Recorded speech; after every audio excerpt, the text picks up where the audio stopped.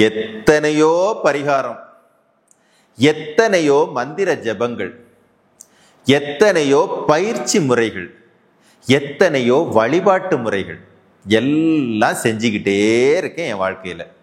ஆனால் எனக்கு பிடிச்ச மாதிரி என் வாழ்க்கை சந்தோஷமாக மாறுதா அப்படின்னு கேட்டால் கேள்விக்குறியாகுது. எனக்கு பிடிச்ச மாதிரி என் மனசில் நிம்மதி இருக்கான்னு கேட்டால் கேள்விக்குறியாக மாறுது. நான் நிம்மதியாக சாப்பிட்றேன், நிம்மதியாக தூங்குறேன் அப்படின்னு என்னால் மனம் திறந்து ஸ்ட்ராங்காக சொல்ல முடியுதான்னு கேட்டால் கேள்விக்குறியாகுது. என்னதான் ஏன் நடக்குது உலகத்தில்? நான் என்னதான் புரிஞ்சுக்கிட்டேன், எனக்கு அதை எப்படி புரிஞ்சுக்கிறது அப்படிங்கிறத பற்றி தான் இன்னைக்கு நாம் அழகாக பேச போகிறோம்.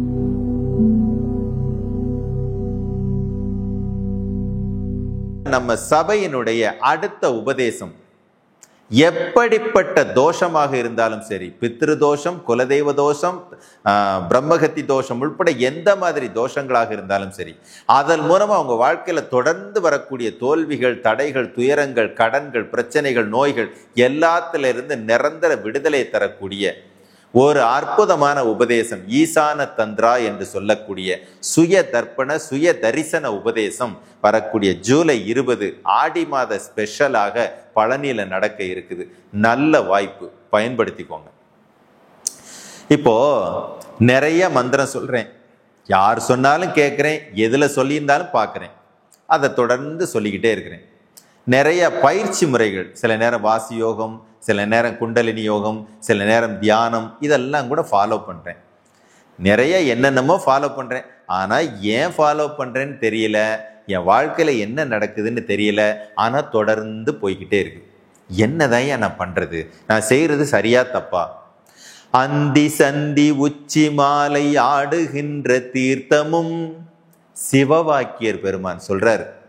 அந்தி சந்தி உச்சி மாலை ஆடுகின்ற தீர்த்தம், இந்த 4 வேளைகளிலும் உலகின் தலை சிறந்த தீர்த்தங்கள் என்று சொல்லக்கூடிய அனைத்து தீர்த்தங்களிலும் நீராடிக் கொண்டிருப்பவனா நீ. இதுல நீராடுனா புண்ணியம், இதுல நீராடுனா பாவம் கரையும், இதுல நீராடுனா நன்மைகள் நடக்கும் அப்படின்னு நினைச்சு ஆடுறவனா, அதையெல்லாம் விட சிறந்த ஒன்றை உனக்கு அடையாளம் காட்டுகிறேன் வா அப்படின்னு கூப்பிடுறாரு. சந்தி தர்ப்பணங்களும், சந்தி தர்ப்பணங்களும் தபங்களும் செபங்களும், சந்தியாவதனம் கரெக்டா செய்யக்கூடிய ஆளுங்க நானு, தர்ப்பணங்கள் கரெக்டா செய்யக்கூடிய ஆளுங்க நானு, தவம் எல்லா விதமான பயிற்சிகளையும் கரெக்டா செய்யக்கூடிய ஆளுங்க நானு, ஒரு மந்திரம் விடாம தொடர்ந்து ஜெபிச்சுக்கிட்டே இருக்கக்கூடிய ஆளுங்க நானு. இது அற்புதமான மந்திரம், இது அருளை பெருக்கு மந்திரம், இது மகாலட்சுமி மந்திரம். இந்த மாதிரி நிறைய மந்திரங்களை தெரிஞ்சு நான் லட்சக்கணக்கில் சொல்லிக்கிட்டே இருக்கிறேன். எதுக்கு? இந்த மாதிரி எனக்கு ஒரு பலன் கிடைக்கணுங்கிற ஆசையில், இந்த மாதிரி பலன் கிடைக்கும்னு நினைச்சு சில மந்திரங்களையும் சில பயிற்சிகளையும் சில உபதேசங்களையும் சில பழக்கங்களையும் பழகிறிய தம்பி. அதை விட பல மடங்கு பலன் தரக்கூடிய ஒன்றை உனக்கு நான் சொல்லட்டுமா அப்படின்னு சொல்லிட்டு சிவவாக்கியர் கேட்கிறார். அது யாருக்கையா பொருந்தும் அப்படின்னு பார்த்தா, சிந்தை மேவு ஞானமும் தினஞ்செபிக்கும் மந்திரம்னு சொல்றாரு. ஆனா அது சாதாரணமானவனுக்கு கிடைக்காதப்பா. சிந்தனையில் எவன் ஒருவனுக்கு ஞானம் நிரம்பி வழிகிறதோ அவனுக்கு தான் அது புரியுங்கிறாரு.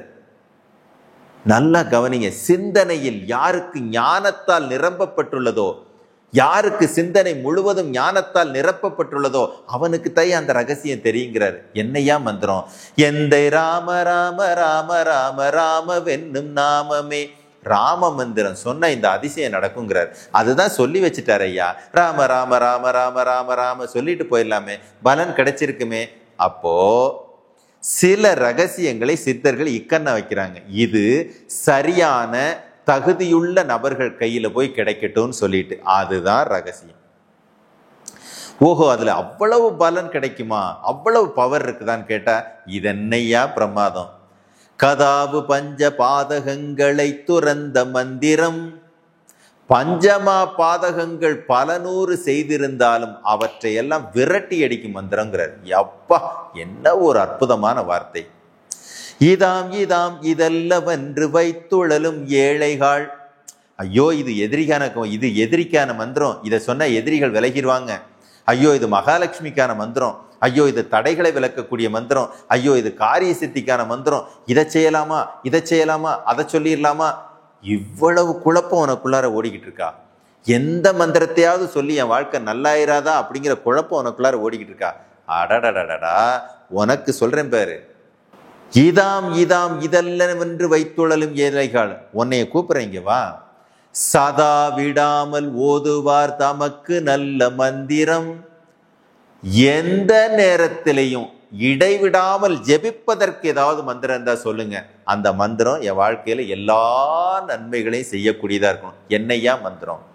சிவவாக்கியர் சொல்றால், இதாம் இதாம் ராம ராம ராம வென்னும் நாமமே. அட ராம நாமத்தை சொல்லியா இத்தனை அதிசயம் நடக்குங்கிறார். அடேங்கப்பா, இவ்வளவு பலன் அதுக்கு இருக்கா? இது மட்டும் பலன் இல்லை, கார கார கார கார காவல் ஊழி காவலன், இந்த உலகம் அழியும் காலம் வரையும் உன் கூட காவலா நிற்கும் ஐயா அந்த மந்திரம்ங்கிறார். போற போற போற போற போரில் நின்ற புண்ணியன், எவ்வளவோ போராட்டமான சூழ்நிலைகளை எல்லாம் பார்க்கிறேன் நான், எவ்வளவோ போராட்டமான காலங்களை மனிதர்களை எல்லாம் சந்திக்கிறேன். அந்த மாதிரி நேரத்துல புண்ணியனா வந்து கூட நின்று உன்னை வழி நடத்தி அதுல இருந்து காப்பாத்தி விடுவான்னு சொல்லி அதை சொல்றாரு. இதுக்கு இவ்வளவு ஸ்பெஷாலிட்டி இருக்கா? இது மட்டும் இல்லை, மாற மாற மாற மாற மரங்கள் ஏழும் எய்த ஸ்ரீ, 7 மரங்களையும் ராமாயணத்தில் ஸ்ரீராமச்சந்திரமூர்த்தி ஒரு பானத்தை விடுறார். 7 மரங்களை துளைத்து திரும்ப அவர் கையில பானம் வந்துச்சுங்கிறது புராணம். நம்ம அம்பை எடுத்து 7 மரத்தை விட்டு பெரிய சாதனைகள்லாம் ஒன்றும் செய்ய போறதில்லை. என்ன சொல்லியிருப்பாங்க? ஒரு மனிதனுடைய வாழ்க்கையில தான் சந்திக்கக்கூடிய நன்மைகளுக்கும் தீமைகளுக்கும் அவன் உடம்புல இருக்கிற அந்த 7 சக்கராவினுடைய ஆற்றல் வெளிப்பாடு தான் காரணம்.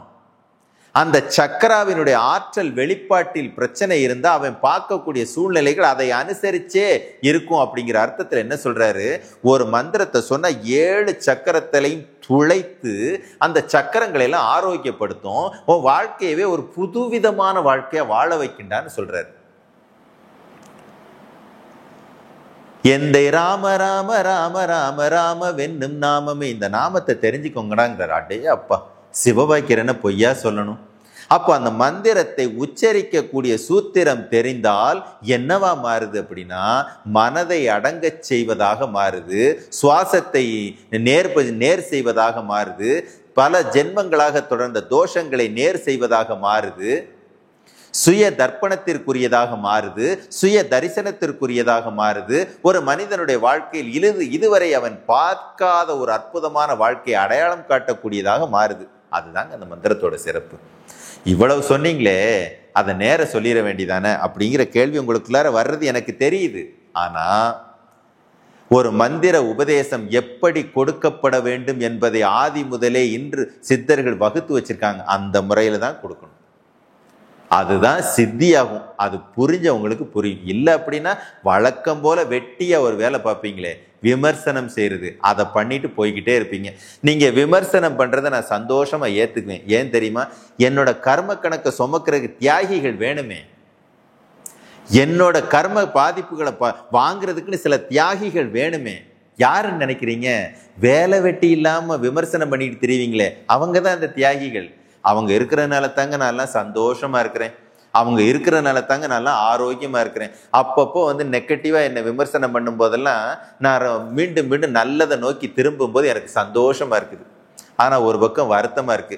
எதுக்குத்தான் தேவையில்லாம வேலியில போறதை தூக்கி வேட்டிக்குள்ள விடுறாங்க அப்படின்னு எனக்கே தெரியல.